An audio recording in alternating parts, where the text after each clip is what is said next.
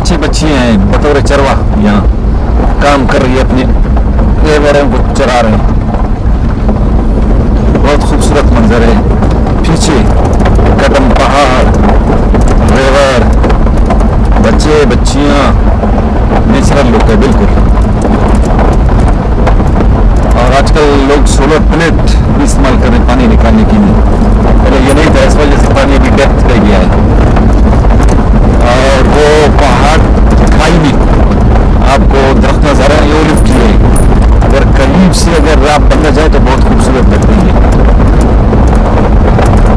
अभी चाहिए कि इनकी क्राफ्टिंग अगर हो तो इनसे तेल भी हासिल किया जा सकता है, लेकिन वो अभी तक ट्रेंड रुझान लोगों का नहीं है, उनको समझ बूझ भी नहीं, नो हाउ नहीं है।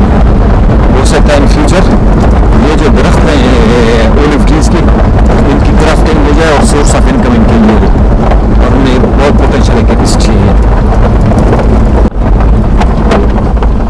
Village life of सासोल।